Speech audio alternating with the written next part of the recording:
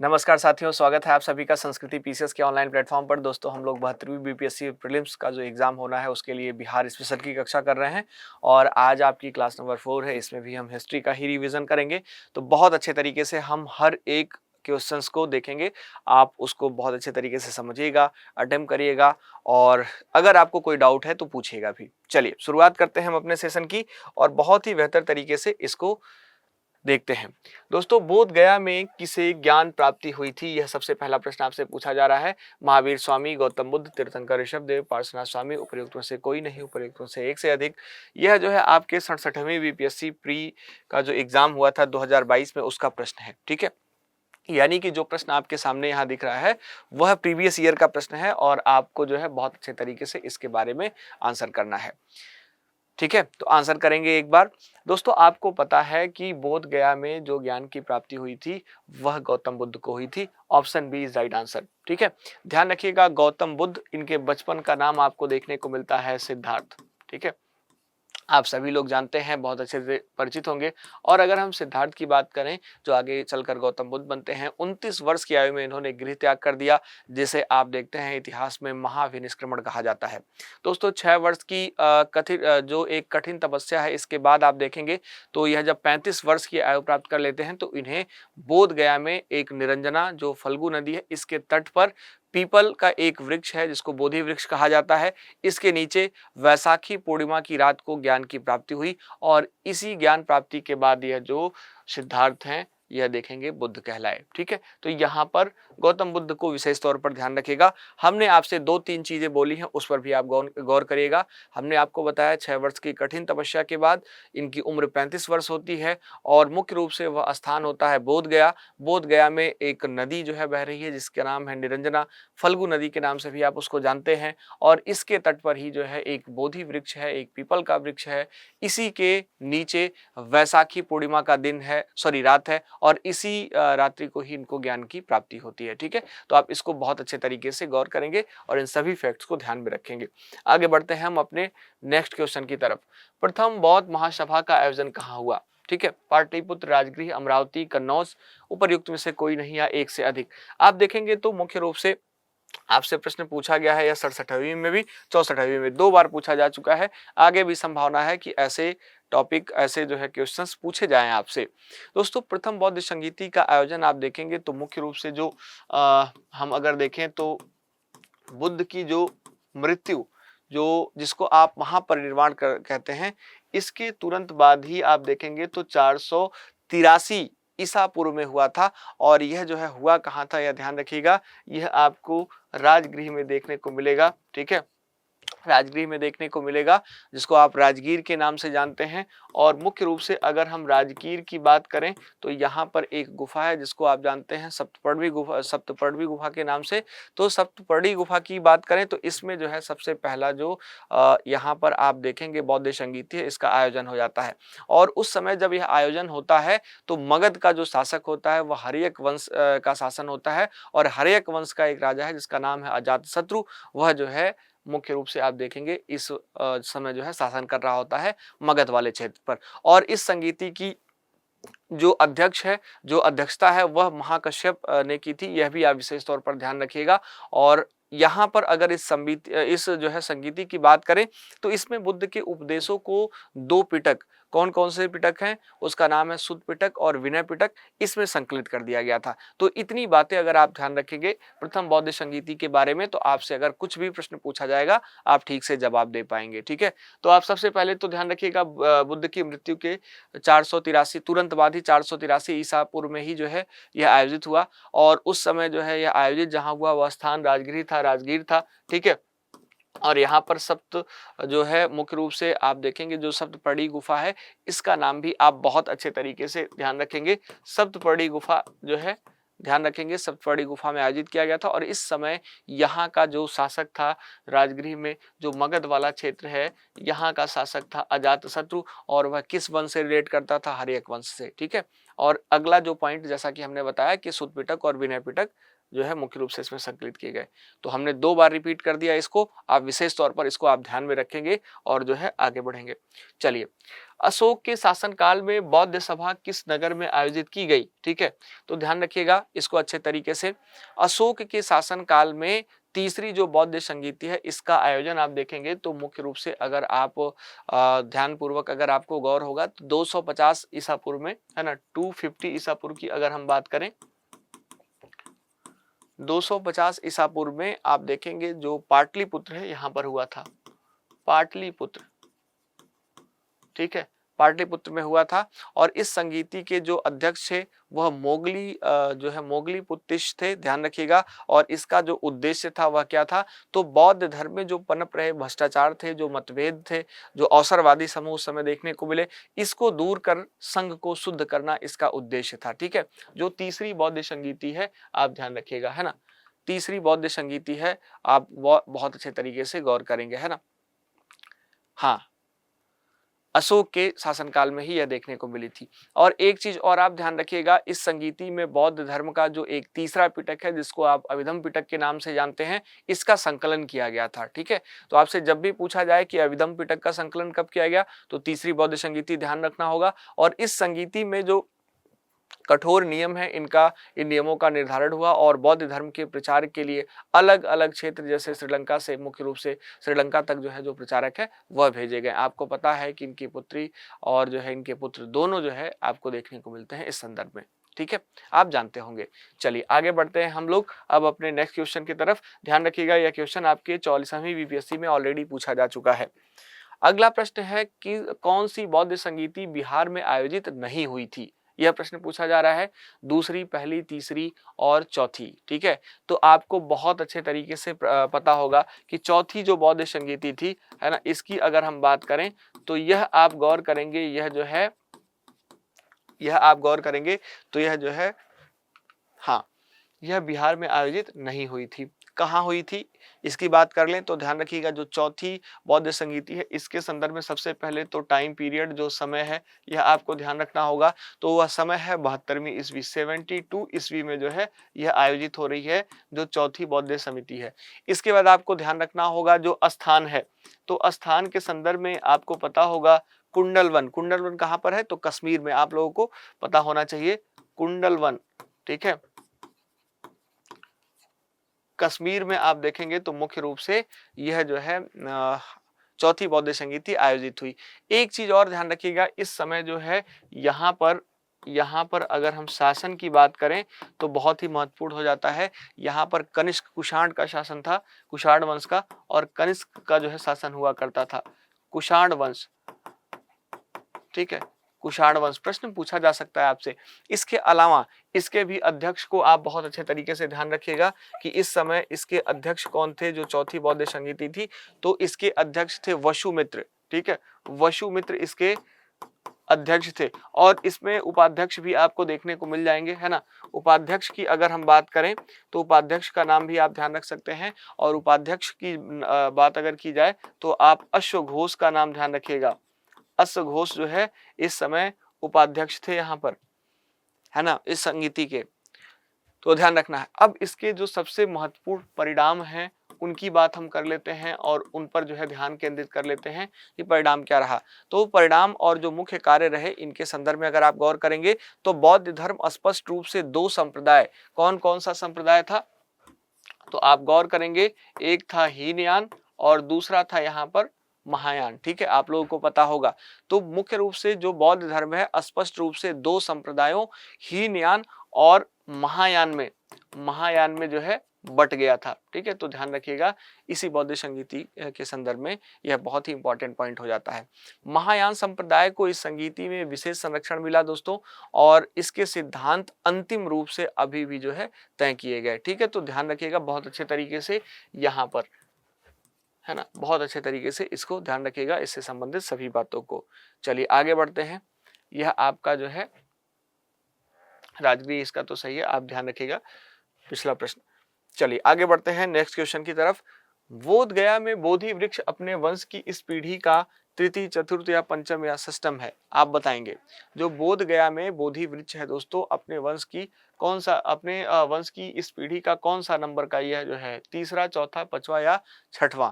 तो दोस्तों ध्यान रखिएगा, जिस मूल पीपल वृक्ष के नीचे बुद्ध को ज्ञान की प्राप्ति हुई थी, उसे सम्राट अशोक की जो पत्नी थी, जिनका नाम था त्रिरक्षिता, और बाद में बंगाल के गौड़ शासक शशांक हैं, उन्होंने उसको नष्ट करवा दिया था। और वर्तमान में बोध गया में जो वृक्ष है, उसे 1881 में एक ब्रिटिश पुरातात्विकविद थे, जिनका नाम था अलेक्जेंडर कनिंघम, इन्होंने लगवाया था। और यह मूल वृक्ष की पांचवी यानी कि पंचम पीढ़ी का माना जाता है।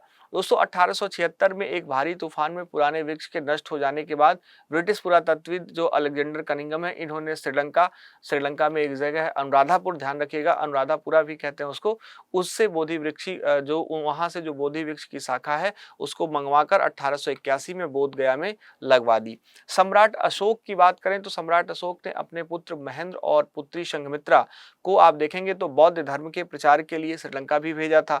और संघमित्रा ही बोध गया के मूल बोधि वृक्ष की एक पवित्र टहनी, एक शाखा लेकर श्रीलंका गई हुई थी, है ना। और संघमित्रा द्वारा लाई गई इस शाखा को 288 ईसा पूर्व में आप देखेंगे लगभग श्रीलंका के उसी समय लगभग आप देखेंगे तो श्रीलंका के राजा उस समय हुआ करते थे देवनामपियतिश। इन्होंने जो है अनुराधापुर में आप देखेंगे एक जगह है, एक उद्यान है जिसका नाम था महामेवना उद्यान, उसमें लगा दिया था, ठीक है।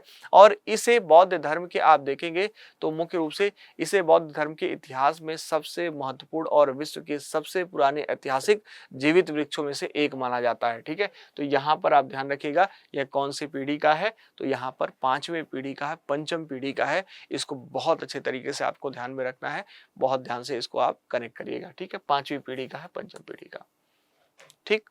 पूरी कहानी आपको पता चल गई। आशा करता हूं कि आप समझ पाए होंगे, ठीक से सारी चीजों को कनेक्ट कर पाए होंगे। आइए अब आगे हम बढ़ते हैं अपने नेक्स्ट क्वेश्चन की तरफ। वैशाली का बौद्ध इतिहास में विशेष महत्व क्यों है, ठीक है, यह प्रश्न कहा जा रहा है। तो ध्यान रखिएगा, वैशाली के कुल्हा में भगवान बुद्ध ने अपना अंतिम उपदेश दिया था, ठीक है। अंतिम उपदेश जो है दिया था जो है, और मुख्य रूप से कुल्हा में जब भगवान बुद्ध ने अपना अंतिम उपदेश दिया और अपने महानिर्वाण जो महापरिनिर्वाण है इसके निकट होने की घोषणा भी यहीं पर कर दी थी, है ना। और यहीं पर उन्होंने अपने प्रिय शिष्य आनंद के आग्रह पर उनकी जो अपनी खुद की मौसी हुआ करती थी, उनकी मौसी मतलब उनकी पालक माता भी वह थी, जिनका नाम था महाप्रजापति गौतमी, इनको संघ में प्रवेश की अनुमति दी थी, और जिससे बौद्ध भिक्षुणी संघ है इसकी शुरुआत देखी गई थी, ठीक है। तो महिलाओं को संघ में प्रवेश की अनुमति भी यहाँ पर दे दी गई। और मुख्य रूप से यहाँ पर अगर हम बात करें तो आपको दो नाम ध्यान रखना होगा। इनके प्रिय शिष्य जो है आनंद का नाम, इनके प्रिय शिष्य आनंद का नाम, है ना, हाँ, इनके प्रिय शिष्य जो है आनंद का नाम आपको ध्यान रखना होगा। और साथ ही साथ एक नाम और आपको ध्यान रखना होगा बहुत अच्छे तरीके से, इनकी जो है मौसी हुआ करती थी, मौसी, है ना, और उनका नाम था, आप गौर करिएगा, महाप्रजापति।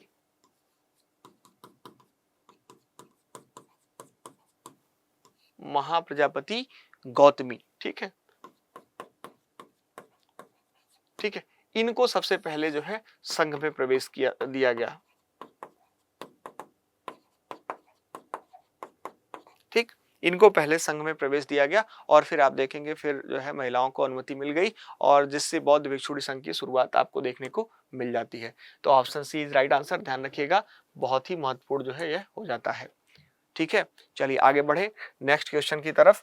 अगले क्वेश्चन पर ध्यान केंद्रित करते हैं। बोध गया में महाबोधि मंदिर बनाया गया जहां गौतम बुद्ध पैदा हुए थे, गौतम बुद्ध को ज्ञान प्राप्त हुआ था, गौतम बुद्ध अपना प्रथम प्रवचन दिए थे, गौतम बुद्ध की मृत्यु हुई थी, ठीक है।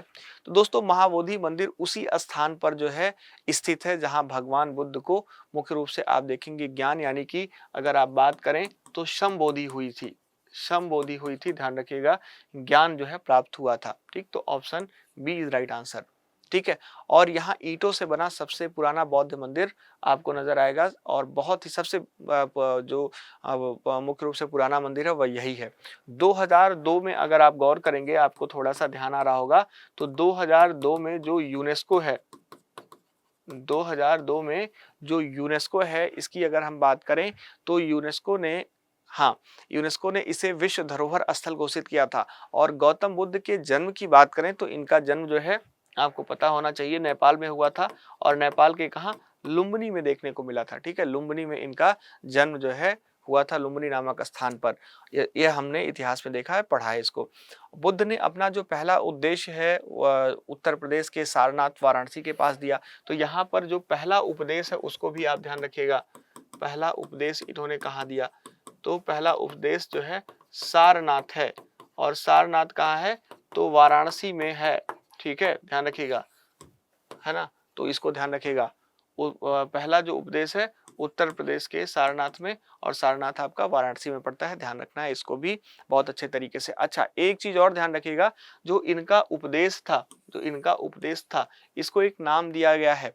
ठीक है, जिसको कहा जाता है धर्म चक्र परिवर्तन। ठीक है, तो धर्म चक्र परिवर्तन बहुत अच्छे तरीके से ध्यान रखिएगा, जो है बहुत इंपॉर्टेंट हो जाएगा, आपके एग्जाम में पूछा जा सकता है प्रश्न आपसे, है ना। तो बुद्ध का यह पहला जो अपना उपदेश है धर्म चक्र प्रवर्तन है, यह उत्तर प्रदेश के सारनाथ वाराणसी के पास दिया गया था। और गौतम बुद्ध का जो निधन है यह भी उत्तर प्रदेश में ही हुआ था। और उत्तर प्रदेश में कहाँ, तो जो मृत्यु हुई इसकी अगर हम बात करें तो कुशीनगर, अभी आप जानते होंगे, कुशीनारा के नाम से इसको जाना जाता था। कुशीनगर में इनकी मृत्यु हुई थी। ठीक है, कुशीनगर में इनकी मृत्यु हुई थी, यह ध्यान रखिएगा। और इनके निधन को महापरिनिर्वाण कहा जाता है, आप लोग जानते होंगे। ठीक है, तो यह सभी बातें आपको बहुत अच्छे तरीके से कनेक्ट करनी पड़ेंगी, ध्यान देनी पड़ेंगी। चलिए आगे बढ़ते हैं नेक्स्ट क्वेश्चन की तरफ। विश्व का सबसे ऊंचा कहा जाने वाला विश्व शांति स्तूप बिहार में कहाँ है। ठीक है, विश्व शांति स्तूप बिहार में कहाँ है, यह प्रश्न आपसे पूछा जा रहा है। ठीक है, आप बताएंगे विश्व का सबसे ऊंचा कहा जाने वाला विश्व शांति स्तूप बिहार में कहाँ है। वैशाली, नालंदा, राजगीर या फिर पटना। आप एक बार बताएंगे, एक बार आप जल्द से जल्द आंसर करेंगे। तो ध्यान रखिएगा दोस्तों, राजगिरी की रत्नागिरी पहाड़ी पर जो विश्व शांति स्तूप है, वर्ल्ड पीस जो मुख्य रूप से पगोड़ा है, यह स्थित आपको दिखाई दे देगा, है ना। तो आप यहाँ पर राजगीर का नाम विशेष तौर पर ध्यान रखिएगा। एक चीज ध्यान रखिएगा, 400 मीटर की ऊंचाई पर आप देखेंगे 400 मीटर इसकी ऊंचाई है ना। और इस पर आप देखेंगे तो एकदम सफेद संगमरमर, ठीक है, सफेद संगमरमर की अगर हम बात करें तो आप गौर करेंगे, है ना, आप गौर करेंगे तो एकदम व्हाइट संगमरमर से बने इस स्तूप के चारों कोनों पर जो भगवान बुद्ध हैं, इनकी सोने की मूर्तियां स्थापित हैं, जो उनके जीवन की 4 महत्वपूर्ण अवस्थाओं, जिनमें जन्म, ज्ञान प्राप्ति, उपदेश और जो महापरिनिर्वाण है, उसको दर्शाती हैं। और इसे आप देखेंगे तो जापानी बौद्ध भिक्षु, जो एक फूजी गुरुजी उनका नाम हुआ करता था, निचिदात्सु फूजी उनका नाम था, तो उनकी प्रेरणा से बनवाया गया था। ठीक है, तो जापानी बौद्ध भिक्षु थे, ध्यान रखिएगा उनका भी नाम। ठीक, और यह प्रश्न पूछा भी जा चुका है आपके 48वें और 92 नंबर के बीपीएससी के प्रीलिम्स के एग्जाम में। ठीक है, चलिए आगे बढ़ते हैं अपने नेक्स्ट क्वेश्चन पर।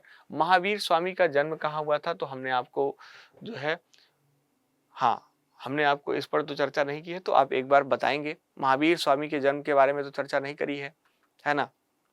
गौतम बुद्ध के बारे में चर्चा की है, महावीर स्वामी का जन्म कहाँ हुआ था, यह प्रश्न आपसे पूछा जा रहा है, तो एक बार कमेंट बॉक्स में आप लोग बताइएगा। और आप देखेंगे बहुत बार पूछा गया है, 42वीं में, 47वीं बीपीएससी में, 53वीं में, 55वीं में, आगे भी पूछा जाएगा। ठीक है, तो ध्यान रखिएगा। महावीर स्वामी का जो जन्म है दोस्तों, आप देखेंगे तो मुख्य रूप से यहाँ पर गौर करेंगे तो कुंडग्राम में इनका जन्म देखने को मिला था। और आपको पता है जैन धर्म बहुत ही महत्वपूर्ण है। जैन धर्म की बात करें तो जैन धर्म के 24 में 24वें जो है तीर्थंकर के रूप में इनको आप देखते हैं, 24वें तीर्थंकर के रूप में, है ना। और अंतिम तीर्थंकर है महावीर स्वामी, है ना। और इनके जन्म के बारे में बात करें तो महावीर स्वामी का जन्म आप देखेंगे तो 540 ईसा पूर्व, 540 ईसा पूर्व जो है। और आप देखेंगे अलग अलग पुस्तकों में अलग अलग देखने को मिलता है, कहीं कुछ स्रोतों में 599 ईसा पूर्व भी देखने को मिलता है, लेकिन ये कंफर्म है कि यह वैशाली के निकट कुंडग्राम में जो है हुआ था। तो यह बहुत अच्छे तरीके से ध्यान रखिएगा। Option A is right answer, इसका सही आंसर ए ही है ना। और इनके पिता सिद्धार्थ जो आप देखेंगे तो ज्ञाति क्षत्रियों के संघ के प्रधान हुआ करते थे, है ना। माता त्रिशला की बात करें तो लिच्छवी शासक जो चेतक की बहन थी, है ना। तो यह भी जो है इतिहास में इन लोगों का भी बहुत महत्वपूर्ण योगदान था, इसको भी आप गौर करेंगे। यह भी जो है इतिहास में इनका भी नाम दर्ज है, इससे भी प्रश्न आपसे पूछा जा सकता है, ठीक है। चलिए आगे बढ़ते हैं, अब हम अपने नेक्स्ट क्वेश्चन की तरफ और अगले क्वेश्चन पर बात करते हैं। कहा जा रहा है कि वह स्थान जहां महावीर ने पूर्ण आध्यात्मिक आध्यात्मिक ज्ञान, केवल ज्ञान प्राप्त किया, कौन सा स्थान है? कुंडग्राम, वैशाली, गया या जिम्भिक गांव है यह जो है। तो दोस्तों यहाँ पर आप ध्यान रखिएगा, 30 वर्ष की आयु में गृह त्याग इन्होंने कर दिया था। 30 ईयर्स के थे तो इन्होंने जो है गृह त्याग दिया था, और फिर इन्होंने 12 वर्ष की कठोर तपस्या की, है ना। 12 वर्ष की कठोर तपस्या, और इसके बाद आप देखेंगे इसके फलस्वरूप महावीर स्वामी को 42 वर्ष की आयु में, 42 ईयर्स के यह हो गए, 42 वर्ष की आयु में आप देखेंगे तो जिमिका ग्राम के समीप जो रिजुपालिका नदी है, ध्यान रखिएगा नदी का नाम भी ध्यान रखिएगा, रिजुपालिका नदी, ठीक है। तो रिजुपालिका नदी की अगर हम बात करें तो रिजुपालिका नदी के, हाँ, रिजुपालिका नदी के तट पर और साल वृक्ष के नीचे कैवल्य यानी कि पूर्ण ज्ञान की प्राप्ति हुई थी, ठीक है ना। तो आप इसको गौर करेंगे, और ज्ञान पाने के बाद ही उन्होंने महावीर यानी कि महान पराक्रमी, जिन मतलब विजेता, और जो केवलिन है वह जो है नाम उनको दिया गया, ठीक है। तो महावीर, महान पराक्रमी, जिन विजेता और केवलिन कहलाए, ठीक। तो यहाँ पर भी इससे संबंधित प्रश्न आपसे पूछा जा सकता है, आप जरूर गौर करिएगा, ठीक है। चलिए आगे बढ़ते हैं अपने नेक्स्ट क्वेश्चन की तरफ। कहा जा रहा है भगवान महावीर के प्रथम शिष्य कौन थे, ठीक है। 47वीं बीपीएससी में यह प्रश्न पूछा गया है, भगवान महावीर के प्रथम शिष्य थे कौन? जमाली, गोसाल, विपिन, प्रभास। आप एक बार बताएंगे कमेंट बॉक्स में, अगर आप नाम जानते हैं तो तुरंत आप जो है आंसर करेंगे। जमाली भगवान महावीर के प्रथम शिष्य थे, जमाली भगवान महावीर के प्रथम शिष्य थे, ध्यान रखिएगा। भगवान महावीर की पुत्री का नाम अड़ेज्या या प्रियदर्शना था, यह भी ध्यान रखिएगा। प्रियदर्शना का विवाह जमाली से हुआ था, और जमाली उनके दामाद यानी कि महावीर स्वामी के प्रथम शिष्य बने थे, ठीक है। और उन्होंने कुंडग्राम में महावीर स्वामी से दीक्षा भी ली थी, ठीक। तो यहाँ पर आप ध्यान रखिएगा, प्रियदर्शना के जो पति हैं जिनका नाम जमाली है, जो मुख्य रूप से महावीर स्वामी के दामाद हैं, वही उनके प्रथम शिष्य बनते हैं, और कुंडग्राम में महावीर स्वामी से दीक्षा लेते हैं। एक चीज और ध्यान रखिएगा, मक्खली गोशाल शुरुआत में आप देखेंगे तो महावीर के साथी या शिष्य थे, लेकिन बाद में उन्होंने अलग होकर एक और संप्रदाय बना दिया था, जिस संप्रदाय का नाम इतिहास में आपको आजीवक के नाम से देखने को मिलता है, आजीवक संप्रदाय। तो मक्खली गोशाल शुरुआत में तो आप देखेंगे यहाँ पर महावीर स्वामी के साथ ही देखने को मिलते थे, लेकिन इन्होंने बाद में आजीवक संप्रदाय की स्थापना करी। प्रभास की यहाँ पर बात करें तो महावीर स्वामी के 11 मुख्य शिष्यों में जो प्रभास है, इनका नाम बहुत ही महत्वपूर्ण है, ठीक है, बहुत ही मुख्य है। और मुख्य रूप से 11 मुख्य शिष्यों में से सबसे अंतिम का नाम जो है आप देखेंगे तो गणधर देखने को मिलेगा, है ना। गणधर जो है थे, इसको आप बहुत अच्छे तरीके से ध्यान रखिएगा, है ना। तो यहाँ पर आप विशेष तौर पर ध्यान रखिएगा, हाँ, जमाली का नाम, है ना। हाँ, तो इसको आप बहुत अच्छे तरीके से गौर करिएगा। आगे बढ़े, नेक्स्ट क्वेश्चन की तरफ बढ़ते हैं। 47वीं बीपीएससी में यह प्रश्न पूछा गया है, जैन धर्म के प्रवर्तक महावीर जी का मोक्ष स्थान कहाँ स्थित है? यह प्रश्न आपसे पूछा जा रहा है। जैन धर्म के जो प्रवर्तक हैं महावीर स्वामी, इनका जो है मोक्ष स्थान कहाँ पर है, यह प्रश्न पूछा जा रहा है। तो एक बार आप लोग कमेंट बॉक्स में जरूर इसका जवाब जो है दीजिएगा, ठीक है। एक बार जरूर आप जो है इस प्रश्न का जवाब देंगे। दोस्तों अगर हम बात करें तो जैन धर्म के 24वें और अंतिम तीर्थंकर भगवान महावीर स्वामी को का जो मोक्ष स्थान है, निर्वाण स्थली है, यह पावापुरी है। Option C is right answer, Pawapuri है, ठीक है। और यह स्थान कहाँ पर है?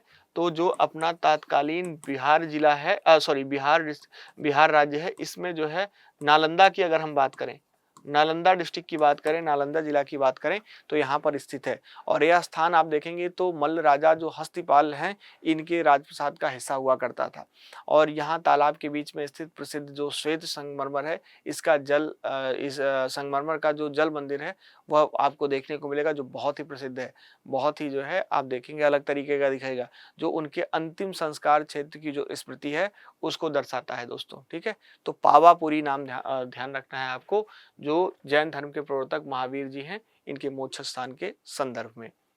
ठीक है, चलिए आगे बढ़ते हैं नेक्स्ट क्वेश्चन की तरफ, अगले प्रश्न पर। पाटलिपुत्र में बुलाई गई प्रथम जैन संगीति के अध्यक्ष कौन थे? ठीक, आपके 65वीं बीपीएससी में पूछा गया, री एग्जाम हुआ था प्री का, उसमें पूछा गया है पाटलिपुत्र में बुलाई गई प्रथम जैन संगीति के अध्यक्ष कौन थे? तो प्रथम जैन संगीति का जो आयोजन है, लगभग आप दोस्तों देखेंगे तो आपको देखने को मिलेगा 300 ईसा पूर्व। ठीक है, 300 ईसा पूर्व के आसपास देखने को मिलेगा। और यहां पर आप देखेंगे तो चंद्रगुप्त मौर्य के शासन काल में जो है यह देखने को मिलेगा। इस समय वहां पर चंद्रगुप्त मौर्य का शासन हुआ करता था, है ना। एक चीज और ध्यान रखिएगा, कहां पर? तो पाटलिपुत्र में। ठीक, तो इसको ध्यान रखिएगा, पाटलिपुत्र में हुआ था। और इसके अध्यक्ष का नाम भी आपसे पूछा जा सकता है, तो अध्यक्ष का नाम भी आप बहुत अच्छे तरीके से ध्यान रखेंगे। अध्यक्ष इसके स्थूलभद्र हुआ करते थे, ध्यान रखना है, स्थूलभद्र थे।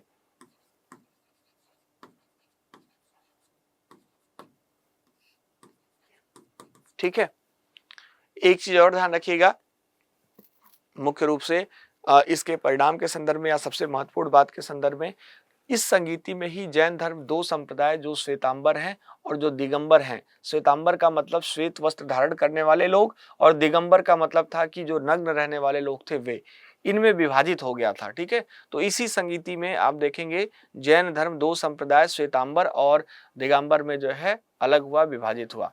जैन धर्म के 12 अंगों का संपादन भी इसी में हुआ है। ठीक है, प्रथम जो जैन संगीति है, इसमें आप देखेंगे 12 अंगों का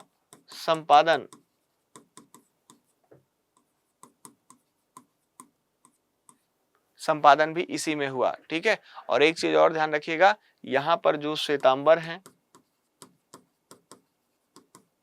और जो दिगंबर हैं, इनको तो विशेष तौर पर आपको ध्यान में रखना पड़ेगा। ठीक है,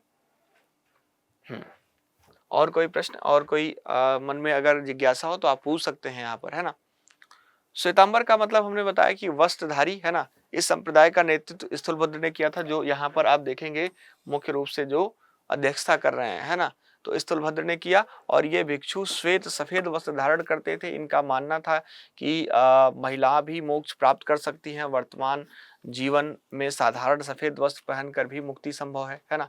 तो यह जो है इनका मानना था। इसके अलावा दिगंबर नग्न रहने वालों की बात करें तो इस संप्रदाय का नेतृत्व आचार्य भद्रबाहु ने किया था। तो यहाँ पर आप देखेंगे दिगंबर के बारे में भद्रबाहु का नाम ध्यान रखिएगा, भद्रबाहु का नाम ध्यान रखिएगा, है ना।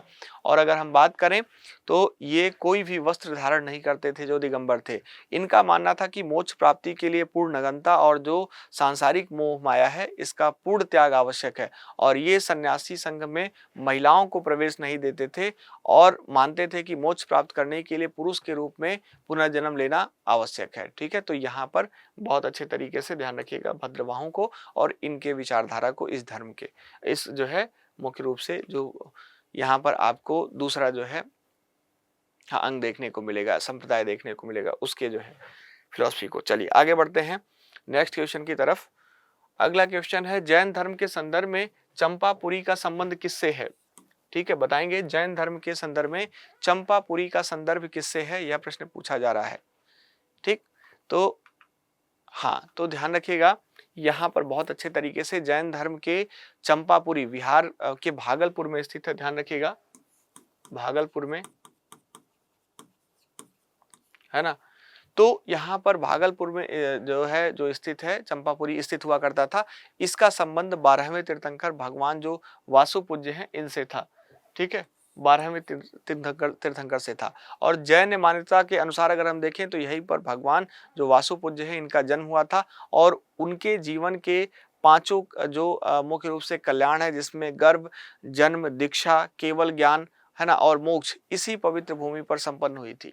ध्यान रखिएगा, इसे एक बहुत ही प्रमुख सिद्ध क्षेत्र भी माना जाता है ना। और शीतलनाथ की बात करें तो 10वें तीर्थंकर यहाँ पर देखने को मिलेंगे, जो आपको मुख्य रूप से, है ना। हाँ, यह जो है बिल्कुल ठीक बात है। 10वें तीर्थंकर थे। इनका जन्म आप देखेंगे तो भद्रीलपुर था वहां पर हुआ था। भद्रीलपुर में इनका जन्म हुआ था। ठीक है। इसके अलावा पार्श्वनाथ की बात करें तो पार्श्वनाथ का जो जन्म है यह वाराणसी में आपको देखने को मिलेगा। वाराणसी में देखने को मिलेगा। ठीक है। 23वें तीर्थंकर थे, यह बिल्कुल ठीक बात है। और मुख्य रूप से यहाँ पर 24वें तीर्थंकर का नाम तो आप जानते ही हैं, इनके बारे में तो जानते ही हैं। तो वैशाली के कुंडग्राम में इनका, वैशाली के कुंडग्राम में। ठीक, तो आप बहुत अच्छे तरीके से ध्यान रखिएगा, है ना, कुंडग्राम में हुआ था। यहाँ पर आपका जो सही आंसर है इसको आप गौर करेंगे, option B is right answer, है ना, 12वें तीर्थंकर वासुपूज्य। आइए आगे बढ़ते हैं और अपने नेक्स्ट क्वेश्चन पर चलते हैं। जैन धर्म के 20वें तीर्थंकर मुनि सुव्रतनाथ का जन्म कहाँ हुआ था? आंसर करेंगे जल्द से जल्द आप लोग आंसर करेंगे।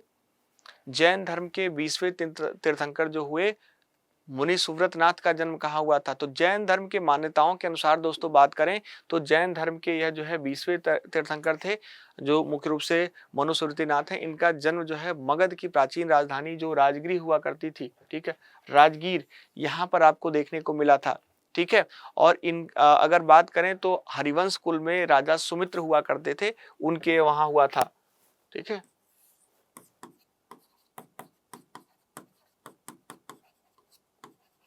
हरिवंश कुल, ठीक है। तो यहाँ पर हरिवंश कुल का नाम ध्यान रखिएगा और यहाँ के राजा थे सुमित्र। बहुत अच्छे तरीके से यह नाम ध्यान रखिएगा, सुमित्र। ठीक है।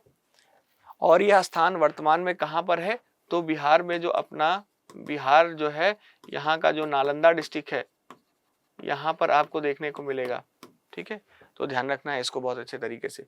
आइए अगले प्रश्न की तरफ चलते हैं। हाँ, पूछा जा रहा है कि निम्नलिखित राजाओं में से किसने जैन धर्म के प्रति भारी झुकाव था? ठीक है। तो यहाँ पर ध्यान रखिएगा, कलिंग के चेदी वंश के राजा खारवेल का जैन धर्म के प्रति जो है मुख्य रूप से बहुत ज्यादा झुकाव था। ठीक है ना। तो बहुत अच्छे तरीके से ध्यान रखिएगा, जो खारवेल राजा हुआ करते थे, कलिंग के चेदी वंश के राजा हुआ करते थे, इनका उन्होंने जो जैन भिक्षु हैं इनको संरक्षण दिया, उनके रहने के लिए उदयगिरी और जो खंडगिरी की पहाड़ियां, इनमें गुफाओं का निर्माण कराया। प्रसिद्ध जो हाथी गुफा शिलालेख है, उस शिलालेख से उनके जैन धर्म के प्रति जो झुकाव और जो कल्याणकारी कार्य है, इसकी पूरी जानकारी दोस्तों मिल जाती है, यह भी ध्यान रखिएगा। ठीक है। चलिए आगे बढ़ते हैं नेक्स्ट क्वेश्चन की तरफ। निम्नलिखित में से कौन सा नालंदा विश्वविद्यालय में आचार्य नहीं थे?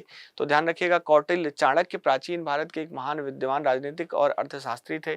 ठीक है। और यहाँ पर आप देखेंगे तो नालंदा विश्वविद्यालय में आचार्य नहीं थे, तो option A is right answer. उनका संबंध तक्षशिला विश्वविद्यालय से है। ध्यान रखिएगा, कौटिल्य का तक्षशिला विश्वविद्यालय से है, जहां उन्होंने शिक्षा प्राप्त की और अध्यापन का कार्य भी वहीं किया। नालंदा विश्वविद्यालय की स्थापना गुप्त काल में आपको देखने को मिलेगी, कुमारगुप्त प्रथम द्वारा की गई थी, यह ध्यान रखिएगा। जबकि कौटिल्य का काल 4वीं शताब्दी ईसा पूर्व मौर्य काल का है। ठीक है। ऐतिहासिक रूप से नालंदा विश्वविद्यालय की स्थापना से सदियों पहले कौटिल्य का समय समाप्त हो चुका था, ध्यान रखिएगा, है ना। तो बहुत अच्छे तरीके से इस प्रश्न के बारे में गौर करेंगे। चलिए अगला और लास्ट क्वेश्चन है आज का। प्राचीन भारत में निम्नलिखित में से कौन सा बौद्ध शिक्षा का प्रसिद्ध केंद्र नहीं था? नागपुर, वल्लभी, विक्रमशिला, नालंदा। तो ध्यान रखिएगा, प्राचीन भारत में ऐतिहासिक रूप से नागपुर बौद्ध शिक्षा का किसी भी प्रसिद्ध विश्वविद्यालय के केंद्र के रूप में नहीं देखने को मिलेगा। ठीक है। तो यहाँ पर आप ध्यान रखिएगा, option A is right answer. ठीक है, option A is right answer. Vallabhi विश्वविद्यालय गुजरात के सौराष्ट्र क्षेत्र में स्थित है, ध्यान रखिएगा बहुत अच्छे तरीके से। हीनयान बौद्ध धर्म की शिक्षा के लिए अत्यंत प्रसिद्ध और मुख्य केंद्र नजर आएगा आपको। और इसके अलावा विक्रमशिला को भी आप ध्यान रखिएगा। विक्रमशिला विश्वविद्यालय की बात करें तो इसकी स्थापना पाल वंश के राजा जो धर्मपाल हैं उन्होंने की थी। वज्रयान बौद्ध धर्म के तंत्र विद्या की शिक्षा का प्रमुख वैश्विक केंद्र आपको नजर आएगा, इसको भी ध्यान रखिएगा। इसके अलावा नालंदा की बात करें अगर हम, तो नालंदा के संदर्भ में आप जानते ही हैं, प्राचीन विश्व का सबसे प्रतिष्ठित बौद्ध शिक्षा का केंद्र था और जिसकी स्थापना गुप्त काल कुमारगुप्त प्रथम के दौरान हुई थी और यहाँ आप देखेंगे तो देश और विदेश के जो छात्र हैं मुख्य रूप से बौद्ध दर्शन के अध्ययन के लिए आया करते थे। ठीक है, तो यहाँ पर दोस्तों आपके टोटल सभी प्रश्न कंप्लीट होते हैं और अगर आपको कोई डाउट होता है तो आप जरूर कमेंट बॉक्स में लिखें, हम आपको जवाब करेंगे। ठीक है, तो आज के लिए इतना ही। Thank you so much. बहुत बहुत धन्यवाद आप सभी का संस्कृति पीसीएस के ऑनलाइन यूट्यूब चैनल से जुड़ने के लिए।